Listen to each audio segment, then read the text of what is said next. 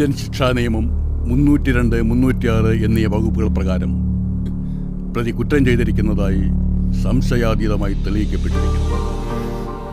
സാക്ഷിമൊഴികളിൽ നിന്നും തെളിവുകളിൽ നിന്നും പ്രതിയുടെ പങ്ക് കൃത്യമായി തെളിയിക്കാൻ പ്രോസിക്യൂഷന് കഴിഞ്ഞിരിക്കുന്നു. റയറസ്റ്റ് ഓഫ് റെയർ കേസ് എന്ന് കണ്ട് ഈ കോടതി പ്രതിയെ മരണം വരെ തൂക്കിക്കൊല്ലാൻ വിധിച്ചിട്ടുണ്ട്.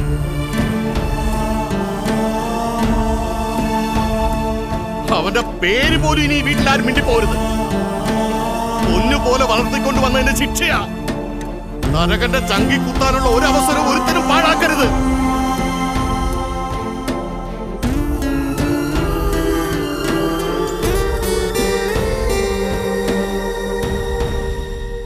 ഇനി ഒരു വർഗീസ് കോച്ചിയെ കൂടി മഞ്ഞാണിക്കരയ്ക്ക് വേണം.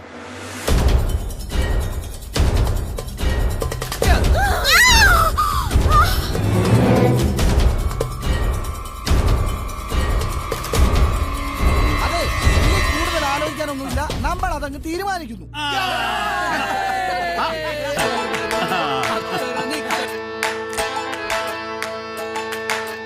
അരിപ്പോ തിരിപ്പോ തോട്ടിലെ മങ്ക എല്ലാ മീനും തുള്ളി വരുമ്പോൾ അക്കരെ നിക്കണ കൊത്തിപ്രാവിന്റെ കയ്യോ കാലോ ഒന്നോ രണ്ടോ ചെത്തി കൊത്തി മടവാ. അരിപ്പോ തിരിപ്പോ തോട്ടിലെ മങ്ക എല്ലാ മീനും തുള്ളി വരുമ്പോൾ അക്കരെ നിക്കണ കൊത്തിപ്രാവിന്റെ കയ്യോ കാലോ ഒന്നോ രണ്ടോ ചെത്തി കൊത്തി മടവാ. ഞങ്ങൾക്ക് വേണ്ടത് ഈ നേതാവിനെയാണെന്ന് പൊതുജനം ഒരേ ശബ്ദത്തിൽ പറയുമ്പോഴാണ് ഒരാൾ ശരിക്കും അതിന് യോഗ്യനാണ്.